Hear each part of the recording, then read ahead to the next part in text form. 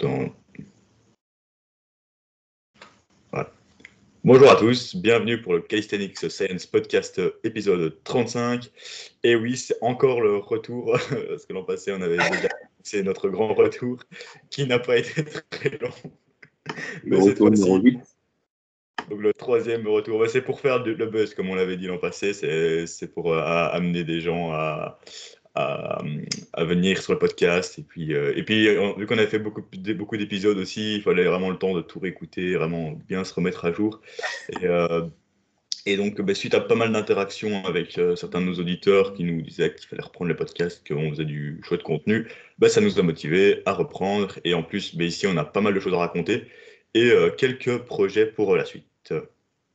N'est-ce pas, Morgane ? Bonjour, mesdames et messieurs. Bon, alors, pourquoi on n'était pas là pendant 6 mois, Alexandre ? On va expliquer ça. Ouais, on va expliquer un peu tout ce qui s'est passé durant ces 6 mois, ou même plus, parce que c'était un peu plus long que ça finalement. Et puis, on va vous reparler des projets pour les futurs podcasts. Qui commence ? Alors, je vais commencer. Alors, plusieurs choses déjà. Pourquoi on n'était pas là ? Bon, déjà, parce qu'on avait d'autres chats à fouetter et que si vous n'êtes pas au courant, mais a priori, si vous suivez le Calisthenics Science Podcast, vous le suivez également sur nos chaînes respectives. Et on produit également du contenu sur nos propres chaînes YouTube et également sur nos comptes Instagram. Et nous sommes évidemment tous les deux coachs. Alors Alexandre, plutôt sur l'aspect entraînement calisthenics, et moi, sur la durée, je m'oriente quasiment exclusivement sur de la nutrition. Donc le podcast n'est pas notre activité principale, évidemment. On a déjà sorti 34 épisodes, beaucoup d'FAQ, il y a beaucoup de contenu qui est disponible sur la chaîne. Mais là, on avait envie de sortir plutôt du contenu individuel pour nous-mêmes diriger l'avenir de nos chaînes respectives, plutôt que de faire des FAQ. On avait déjà publié pas mal de contenu en FAQ, en critique en routine, on a fait quelques épisodes avec des invités. Là, nous faisons notre retour pour continuer à faire grossir notre armée d'auditeurs et pour répondre, encore une fois, à vos questions toujours aussi intéressantes, nos chers amis. Mais voilà, on a préféré faire passer notre contenu individuel avant le reste. Pour le moment, là, on reprend un petit peu les podcasts. On ne peut pas vous garantir une certaine fréquence. On est là aujourd'hui pour vous annoncer les nouveaux projets, si on peut appeler ça comme ça, les nouveaux formats qu'on va sortir sur le Calisthenics Science Podcast. Alors Alexandre, quelle a été ton actualité ces derniers mois ? Donc ces derniers temps, d'un point de vue dans le coaching et le business, etc., vous avez pu voir que j'avais continué quand même pas mal les vidéos sur YouTube. Puis j'ai eu un petit break, là, j'étais un peu moins régulier sur ça. J'étais en train de créer une formation en ligne, donc Calistelift. Si vous avez vu le petit trailer ou la page expliquant cela, c'est top. Et si vous ne connaissez pas, c'est un programme de 6 mois digitalisé sur une plateforme combinant calisthénie et streetlifting. Donc vraiment, on va travailler les mouvements planche, front lever et handstand push-ups. Et on essaie de progresser en streetlifting. Donc c'est un programme périodisé, donc je profite pour faire un petit coup de pub. C'est pour vous expliquer tout le travail que ça a demandé. Donc un programme périodisé sur 6 mois avec j'applique si vous avez suivi le podcast aussi il y a quelques temps, on était un peu fan de l'app Code Fitness et ils avaient une périodisation dans laquelle ils utilisaient des cycles d'entraînement.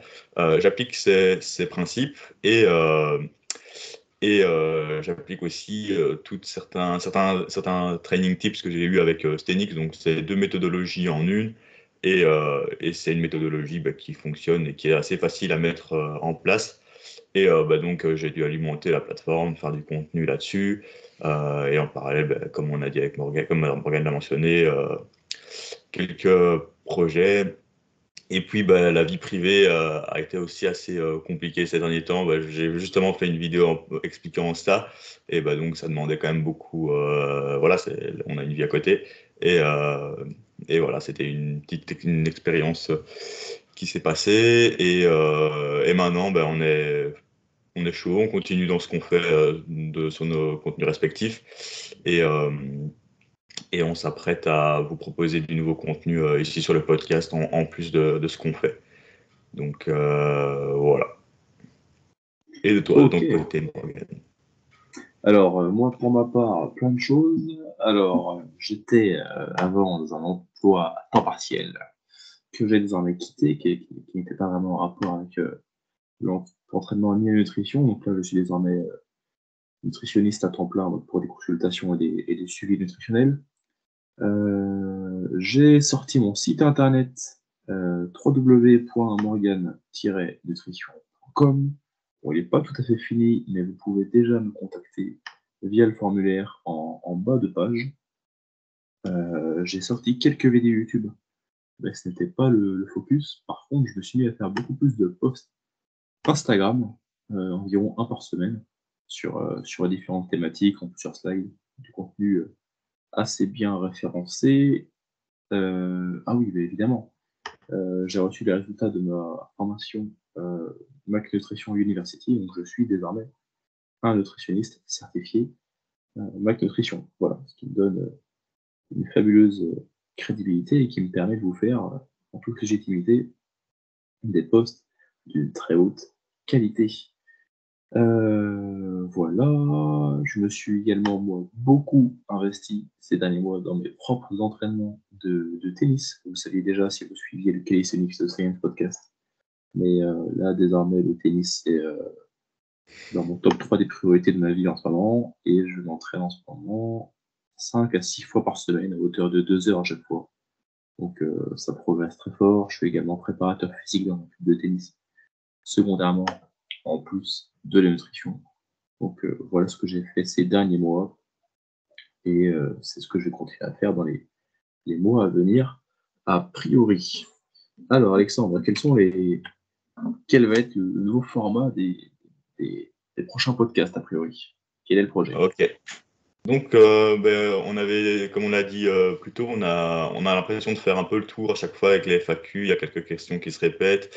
Les routines, on a certaines choses qui se répètent aussi. Donc, on tournait un peu en rond et je pense que c'est pour ça qu'on avait perdu un peu le fil et la motivation pour continuer. Mais maintenant, on a décidé d'aborder des thématiques spécifiques. Donc, c'est-à-dire que, par exemple, si on prend l'entraînement, on va essayer de détailler certains mouvements et on va dire peut-être que le prochain podcast consacrera sur la traction et on parlera de la traction en long et en large, de la technique, de l'analyse du mouvement, comment la programmer, comment progresser, comment l'adapter à ses points faibles, à ses forces et ainsi de suite. Et on pourra aller élaborer d'autres thèmes d'entraînement aussi sur comment bien programmer, euh, par exemple, bien programmer son cycle d'hypertrophie, par exemple. Pourquoi est-ce que vous devriez en faire un ou pas? Est-ce qu'on a besoin de périodiser? Ça, on pourra vraiment faire des podcasts dédiés à cela. Et d'un point de vue nutrition aussi, on va essayer de rajouter certaines choses, comme par exemple, pourquoi est-ce qu'on a besoin d'être en maintenance, comment bien la faire, etc. Et en sèche, prise de masse, par exemple, pourquoi est-ce qu'on bénéficierait de ça ou pas du tout. Donc, on va essayer de vous donner pas mal de clés et d'aller chercher assez loin dans les concepts pour pouvoir vraiment fournir toutes les informations plutôt que juste de s'arrêter à une réponse parce que parfois, même si on se répétait, il y avait parfois quelques informations qui manquaient. Donc, c'est plus ou moins ça les projets. Et puis, en fonction de l'évolution, on verra si ça a des bons retours et si ça vous plaît. Et si vous avez d'autres idées ou d'autres mouvements ou d'autres thématiques que l'on abordera, on vous écoutera évidemment parce que c'est pour vous qu'on fait ces podcasts surtout. Ah oui, alors, niveau de comme a dit Alexandre, il y aura des podcasts à thème. Il y aura aussi un petit peu de questions, mais un souci qu'on avait sur la fin, c'est que les questions avaient tendance à se répéter, soit parce qu'on avait des nouveaux auditeurs qui n'avaient pas écouté les tout premiers podcasts où on avait déjà répondu à ce type de questions, soit simplement parce que peut-être que les gens ne prenaient pas le risque, je dirais, de poser des questions assez détaillées, assez poussées. Donc on se retrouve souvent avec des questions de type comment progresser votre action? Quel est le meilleur exercice d'assistance pour le front lever? Comment travailler ses jambes au poids de corps? Ça, c'est des questions Alors, peut-être pas qu'on a eu plusieurs fois, mais on a eu plusieurs fois des questions qui se ressemblaient à propos de ces thématiques-là.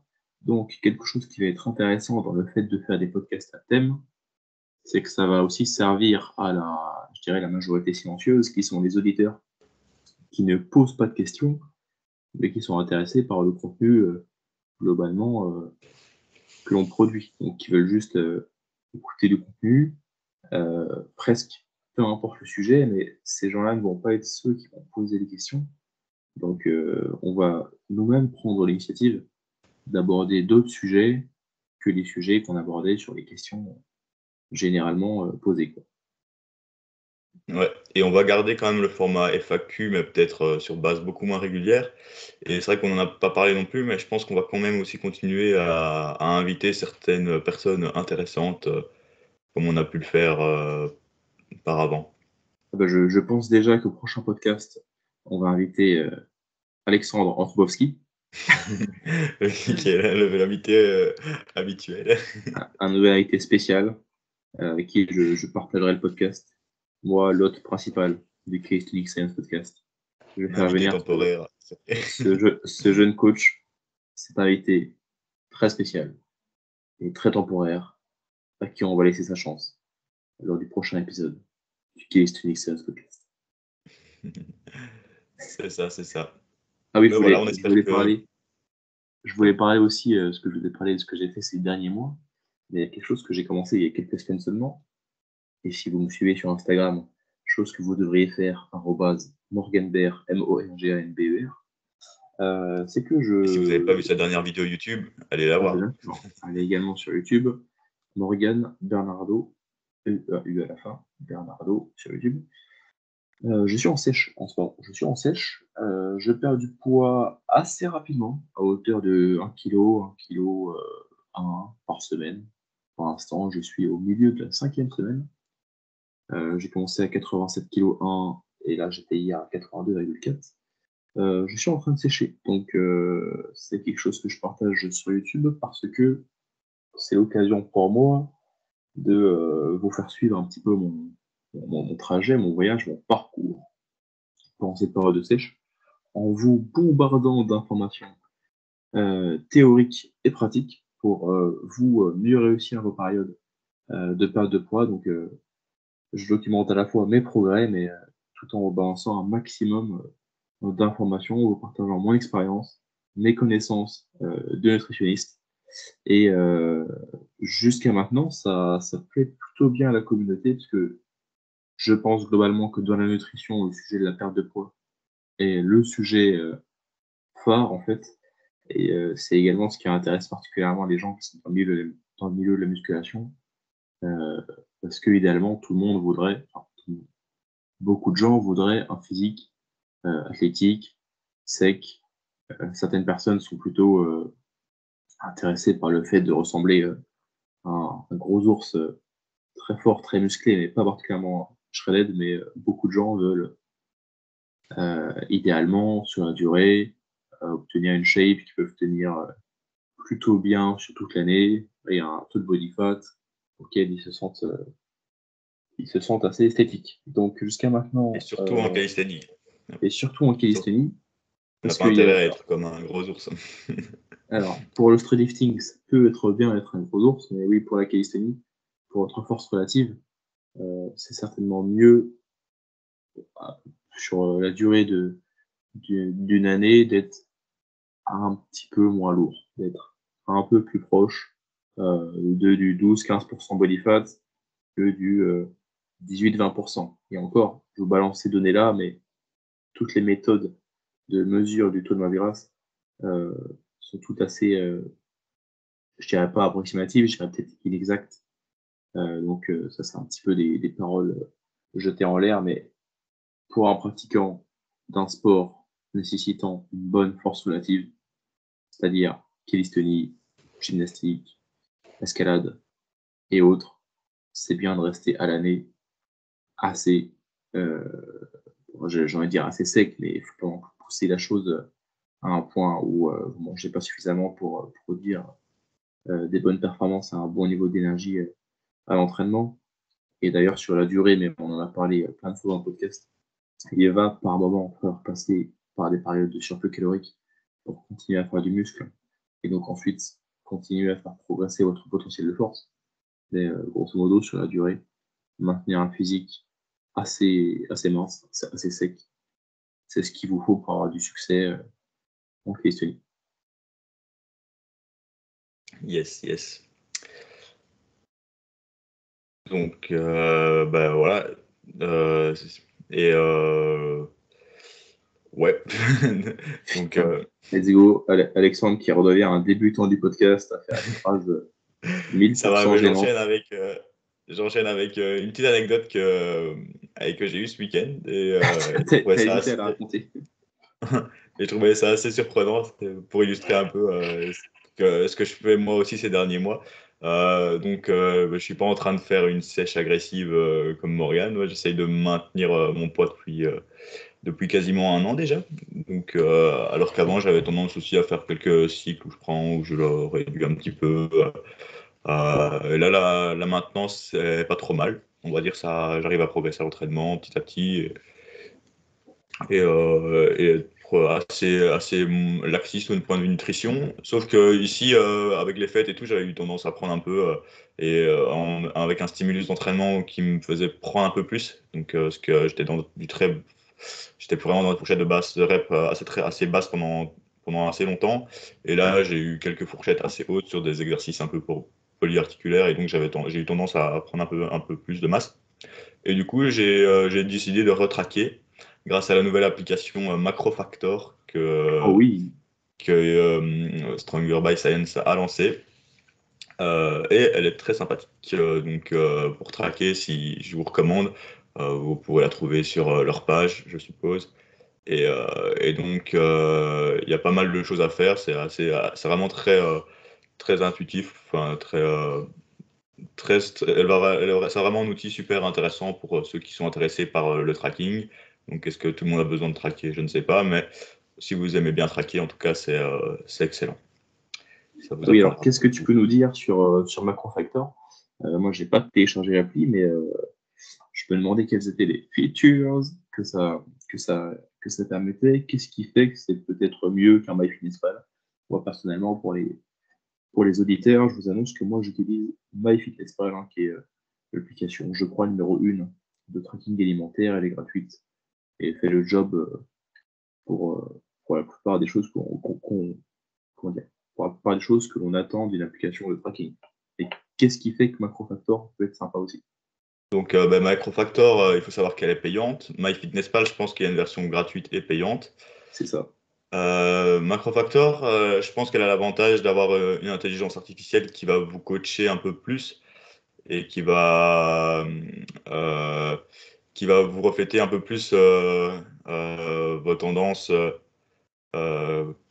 plutôt que MyFitnessPal, même si je pense que MyFitnessPal le fait aussi. Je vous avoue que je ne l'utilise plus tellement.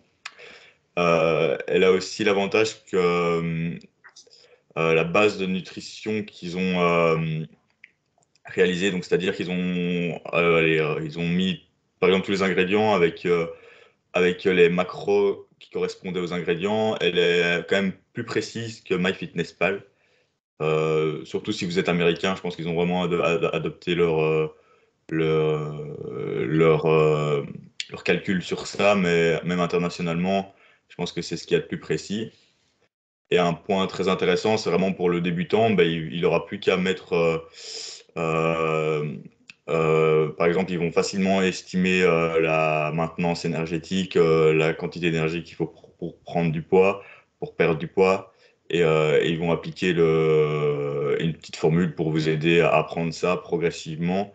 Et, euh, et contrairement à MyFitnessPal, où je pense que vous avez juste à rentrer votre objectif sera fixe, quoi. Vous allez mettre votre objectif, j'ai envie de prendre X kilos, et vous allez être plus libre là-dessus, tandis qu'avec l'application Microfactor, euh, le chemin est plus clair, je pense.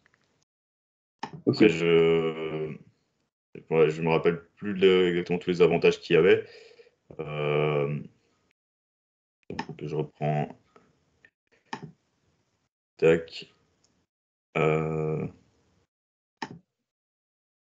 Un des autres, il y avait, voilà, je vous invite à aller écouter un peu plus ce qu'il raconte dessus.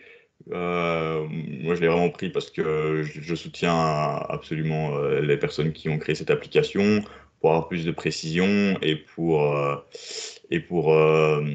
voilà, pour être un peu plus précis et objectiver un peu mieux ma progression avec cette application.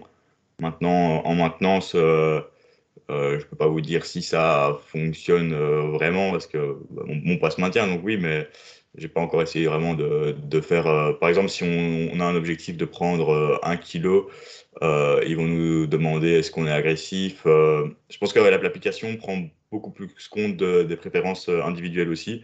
Ils sont là, est-ce que vous êtes plutôt un régime méditerranéen, un régime low fat ou un régime high fat? Donc, ils vont prendre plus en compte vos préférences. Ils vont vous demander si vous voulez perdre du poids plus agressivement, plus gentiment, et ainsi de suite, quoi. Donc, et je pense que la formule pour calculer le TDE, donc l'énergie totale dépensée journalière, est plus précise que MyFitnessPal. Ok, Donc, alors alors plusieurs questions, que même moi personnellement ça m'intéresse, donc comme ça pourrait également peut-être intéresser certains auditeurs. Est-ce que donc selon le type d'alimentation que toi tu favorises, donc là on va parler à régime méditerranéen ou autre, peut-être que tu vas indiquer que tu fais une diète cétogène, etc. Est-ce qu'ils vont te recommander des aliments pour remplir ton total calorique, ton total en macronutriments? Au début, non. Enfin, au début, c'est toi qui dois choisir tes aliments toi-même. Euh, Après, ils te donnent des exemples. Je pense qu'ils te donnent des exemples quand même. Mais moi, je savais déjà les aliments que je consommais régulièrement, donc j'ai plus qu'à les rentrer. Et pour rebondir là-dessus, ils vont vraiment s'adapter à tes préférences. Et le tracking est beaucoup plus rapide et efficace que MyFitnessPal, parce que j'ai déjà quand même traqué sur MyFitnessPal. Et c'est hyper efficace. Donc, par exemple, si au déjeuner, tu manges toujours des flocons d'avoine avec une banane ou des trucs comme ça, mais que le lendemain, tu manges plutôt des flocons d'avoine avec une orange et puis ou des fruits rouges, ben, ils vont savoir à peu près tout ce que tu manges et ils vont te les proposer intuitivement à telle heure. Ah, je sais qu'ils mangent ça. Et donc, il va te les mettre. Maintenant, pour le tracking, si tu es plus low fat ou high carb, il va pas te proposer les aliments directement, mais il va te proposer, il va mettre, enfin, il va répartir les macros pour toi, en fait. Donc, il va dire, ah, tu devrais manger 2 grammes par kilo de poids de corps, 180 grammes de prot par jour, tu devrais manger 400 grammes de glucides et 70 grammes de lipides, par exemple. Et Ok. donc, bah, MyFitnessPal le fait aussi, mais par exemple, si tu as rempli une autre option, il va te dire, même tu peux choisir la fourchette basse, tu peux choisir fourchette basse ou fourchette haute de protéines pour rien laisser sur la table. Donc, il va te proposer peut-être 140, et si tu as mis la fourchette haute, il va te proposer 200 et quelques. Et donc, ouais, on a assez libre par préférence. Et un autre avantage aussi que cette application fait, c'est qu'elle ne te donne pas de feedback négatif, on va dire. Tu n'as rien qui est dans le rouge. Ils disent pas, ah, tu as dépassé ton Les total calories. calorique de 300, c'est un échec, tu n'adhères pas à ta diète, désinstalle l'application et. Non, il n'y a pas trop de feedback. Ce qui est bien aussi, c'est que tu peux voir aussi, bah, je pense que sur MyFitnessPal aussi, hein, mais tu peux facilement voir ta maintenance. Sur la semaine, ton total calorique sur la semaine. Euh, Tu peux voir bah, ta tendance de poids, aussi de prise de poids sur MyFitnessPal aussi, je pense.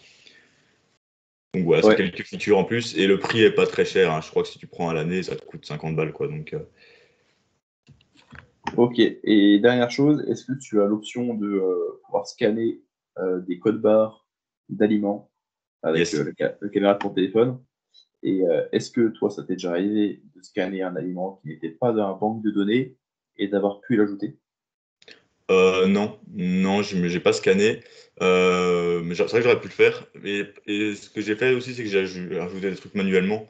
Donc, par exemple, il y a des trucs en anglais que tu as du mal à trouver ou quoi, et donc je les scannais manuellement, certains aliments. Mais je crois que tu peux aussi, enfin, tu t'ajoutes l'aliment avec le nombre de calories, etc., manuellement, et tu peux les scanner. Et un truc aussi qui est intéressant, c'est aussi qu'il te propose aussi les micronutriments de ce que tu manges aussi. Tandis que dans MyFitnessPal, je suis pas sûr qu'il le fasse. Il y avait une application Euh, Chronometer qui le faisait. sur MyFitnessPal, je crois que tu as la version gratuite. Tu as les fibres, tu as le sodium, tu as quelques autres micronutriments. D'ailleurs, je ne sais pas si c'est les vitamines, il me semble que c'est plutôt les minéraux. Et je crois que le reste, c'est dans la version payante. Mais même dans la version gratuite, et du coup, j'imagine dans la version payante, il y a des petites incertitudes, il y a des petites erreurs. Par exemple, il y a des ingrédients où il y a des aliments où le sodium n'est pas indiqué du tout, où les fibres ne sont pas indiquées du tout. Donc parfois, tu te retrouves à la fin de ta journée avec genre 10 grammes de fibres. Tu as mangé des aliments très fibreux, mais juste qui n'étaient pas référencés comme contenant des fibres du tout, quoi. Bref, bon, ça, c'est pas si grave, mais alors, est-ce que sur Macrofactor, du coup, tu peux ajouter un aliment et attends, je vais expliquer ça comme ça. Alors, sur MyFitnessPal, tu as l'option ajout rapide où tu peux ajouter X calories comme ça, qui viennent de nulle part, tu n'as pas besoin d'expliquer. Ça, c'est avec la version gratuite. Et avec la version payante, tu peux ajouter X calories, dont euh, Y, A ou B, chiffre, grammage de chaque macronutriment. Ça, tu peux le faire. Tu peux créer un aliment quand tu peux Ouais, faire un ajout rapide. ouais, tu peux le faire.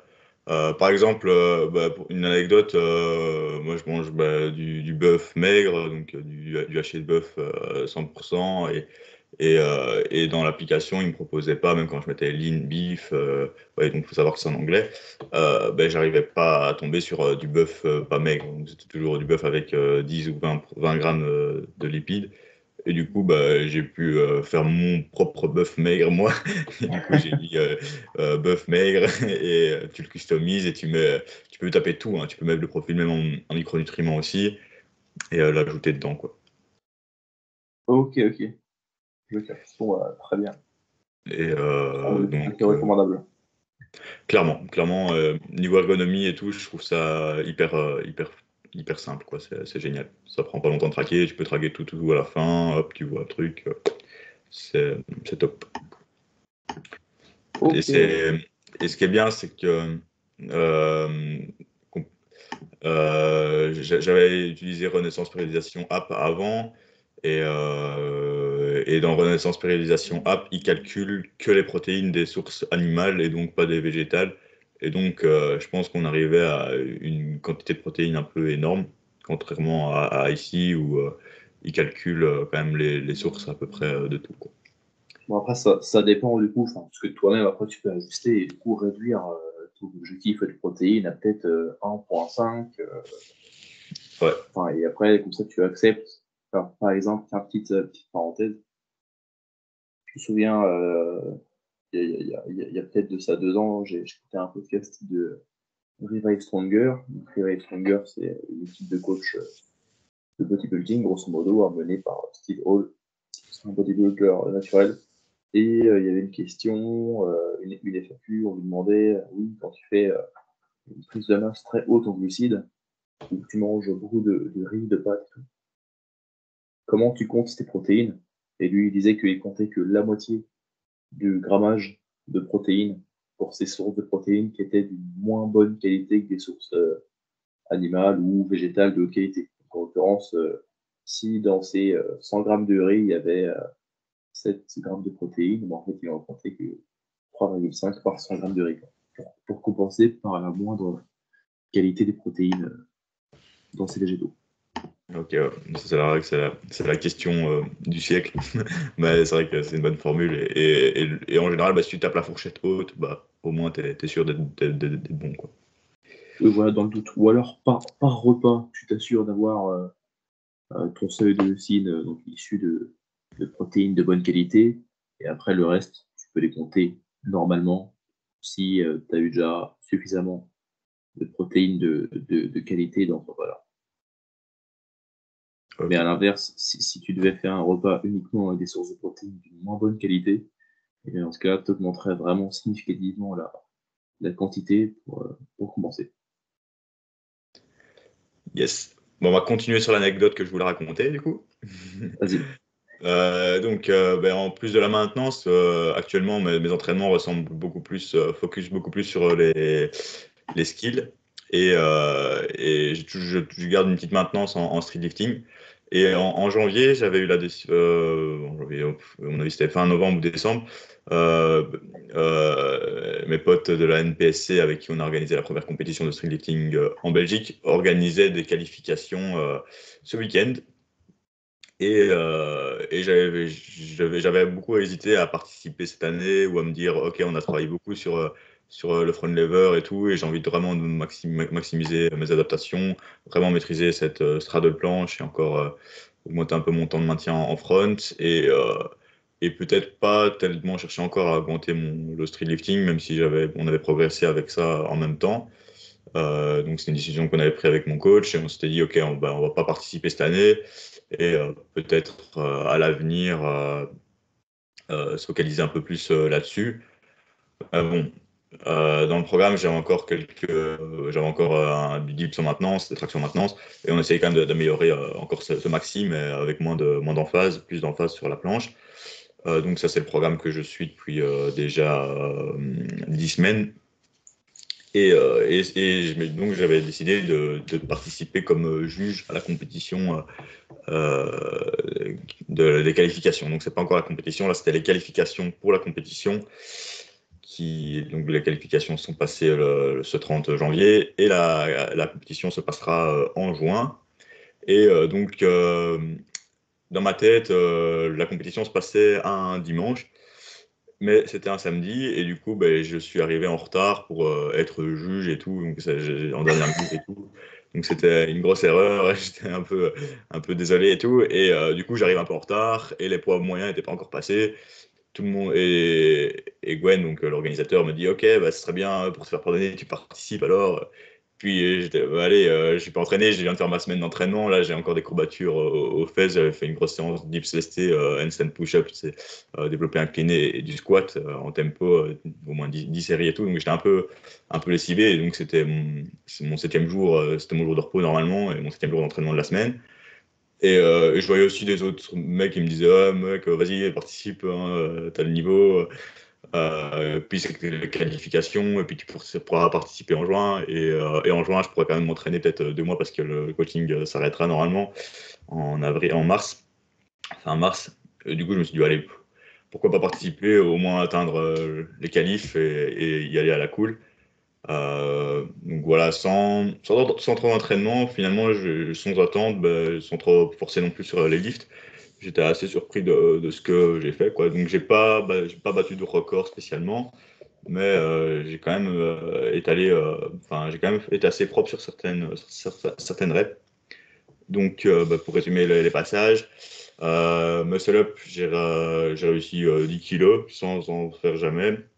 Enfin, depuis la dernière fois que j'avais fait dans mon tutoriel, donc ça fait quand même pas mal de temps. Et les 15 kilos auraient pu passer, les 10 kilos étaient assez faciles. Les 15 kilos, je suis arrivé au-dessus, puis je suis tombé, donc dommage. Mais les 10 kilos étaient assez faciles. Donc avec un peu d'entraînement, il y aurait eu moyen facilement d'aller chercher 15 ou voire peut-être 20 kilos à l'avenir. Ensuite, la traction. Je faisais des singles à 50 kilos dans la progra et beaucoup de travail en pause rep, donc ça crée quand même un peu de fatigue. Et ici, j'ai quand même su mettre une belle à 60, la plus stricte que j'ai faite, je pense. Et elle est montée très rapidement. Et j'ai pas voulu être trop gourmand. J'avais hésité à chercher un 65 sur mon troisième essai. Je me suis dit que j'allais tenter un 62,5, mais même la 62,5 n'est pas passé finalement. La 60 m'avait fatigué apparemment.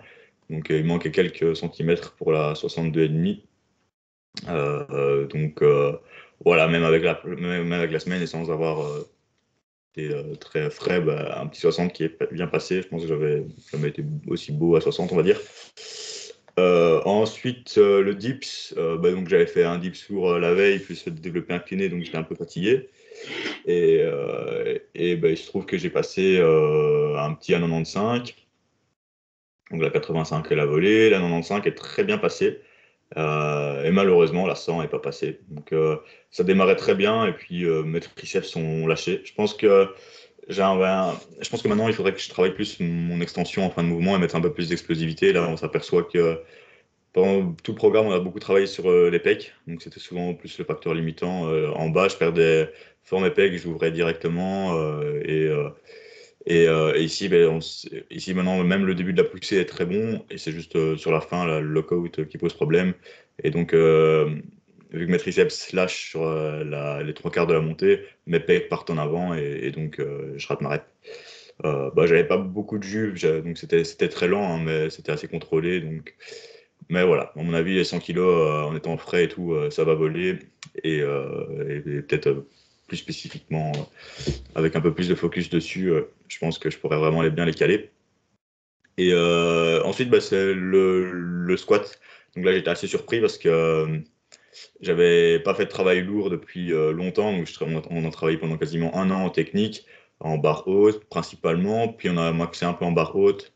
Je faisais des triplés à 125 assez bien. Et ensuite, on est reparti sur du barre basse à base de 90 et 100 kilos. Et j'avais jamais mis plus que 110. Donc moi, je faisais, par exemple, la séance que j'avais fait la veille, c'était 6 séries de 3 reps avec 3 secondes de tempo en descendant et en montant, avec 2 secondes en bas pour 6 séries, et puis un 4x4 à 110 en barre basse, et plus des fentes arrière. Et du coup, le lendemain, j'avais un peu de courbature quand même. Et là, j'ai tenté un petit barre basse. La 130, elle était hyper simple. Puis je me suis dit, mon ancien record, c'était 140 en barre haute, et c'était vraiment presque no rep, et c'était très dégueulasse. Donc là, j'ai mis 140 en barre basse, et elle est passée quand même très facilement en fait. Elle a quand même passé étonnamment facilement. J'ai même cru que les gens m'avaient aidé. Et puis 145, elle était aussi facile que la 140. Donc, du coup, c'est prometteur pour le squat barre basse. Je pense que c'est ma trajectoire de barre qui est beaucoup mieux qu'avant, fait le taf. Et on va voir avec un peu plus de charge par la suite, quoi. Donc voilà, c'était la petite anecdote d'une compétition pas du tout planifiée et préparée, sous fatigue. Et comme quoi, la force, je pense qu'on est. Allez, même si on travaille beaucoup, euh, si on travaille sur une autre fourchette de rep dans sa progra, ça va pas avoir trop d'impact sur un maxi que vous feriez même en hors condition. Euh, Peut-être que si j'étais vraiment sur des fourchettes de force toute la semaine et que j'avais voulu faire vraiment un travail lourd aussi, ça aurait été plus problématique, même si j'aurais été quand même plus prêt pour ça. Mais vu la fréquence, j'aurais pas été assez reposé. Tandis que là, peut-être que j'étais assez reposé, et que juste en se mettant dans une optique de compétition, on arrive à oublier un peu toute la fatigue qu'on a, et avec un peu de mental, voilà, ça passe. Bon, maintenant, voilà, j'ai pas battu mes records ni rien, c'est rien d'exceptionnel. Mais c'est pour vous partager cette petite anecdote. Donc, aucune attente. Je savais que j'allais pas être bon du tout. Et finalement, ça va, quoi. Après, c'est pas encore des gros chiffres, hein, mais ça, par rapport à ce que je peux faire, c'est presque même maxi. Et ça m'enthousiasme à peut-être participer à la compétition en juin, et à me dire quand même voilà, je pense que pour vraiment maîtriser mes skills, j'aurais besoin encore au moins de 6, 7 mois, voire un an encore en plus. Au moins, ouais, vraiment, si je veux vraiment maîtriser ma straddle, il me faudrait encore au moins un an. Mais je pense qu'ici, j'ai encore 2, 3 mois de travail dessus. Et peut-être que je pourrais la mettre de côté pendant 10 ou 12 semaines pour faire une prépa assez spécifique pour la compétition en juin. Et puis peut-être reprendre le travail en skill. Donc je vais encore me tâter pour voir si je partirais sur ça, mais c'est quelque chose qui me parle, du coup, vu cette petite compétition non planifiée, quoi. Et donc voilà, c'était la petite anecdote personnelle. Ok. Eh bien, moi, j'ai repris, comment dire, seulement assez récemment une structure d'entraînement à la salle correcte. Je ne peux pas vous en dire grand-chose pour le moment, si ce n'est que je fais 5 séances par semaine en push-pull leg upper lower, mais c'est dans les prochains épisodes du podcast que je vous dirai comment ça se passe. Enfin, ouais, sinon, je peux vous dire que, mais bon, ça, vous l'avez certainement déjà vu sur Instagram. Ces derniers mois de squat avaient bougé correctement. Là, j'ai mis une rep à 175, 3 à 150, 8, 8 ou 10 à 140, je sais plus. Ça doit être 8. Donc le squat a correctement bougé, parce que c'était le seul lift que je continue à faire sérieusement à côté du tennis, mais on va voir ce que les prochains mois nous réservent à ce niveau-là. Voilà tout. Un peu plus court de ton côté, mais c'est vrai que j'avais vu ta belle progression en squat. C'était très enthousiasmant. Ouais. Mais voilà, je vous tiendrai au courant des gains à la salle. Bon, même si, étant donné que je suis en gros déficit calorique, je ne vais pas pouvoir faire d'énormes gains de force. Mais au moins, la shape va bien bouger. Donc, c'est plutôt sur l'évolution physique que les followers vont pouvoir me suivre dans les prochaines semaines. Voilà. Souvenez-vous que dans les prochaines semaines, je sortirai toujours des vlogs de la sèche pour vous montrer les progrès et toujours vous balancer un maximum de tips pour vous aussi mieux réussir vos périodes de perte de poids. Donc voilà, je pense qu'on a parlé un peu de ça. Donc dans les futurs épisodes, on parlera plus trop de nous. Si vous voulez nous suivre, allez sur nos réseaux. Et dans les prochains épisodes, on parlera principalement de thématiques spécifiques, comme on a mentionné en début d'épisode. Et on espère que ça vous plaira. Ah, voilà, au revoir chers abonnés, c'était le 35e je crois, épisode du Calisthenics Science Podcast. Salut!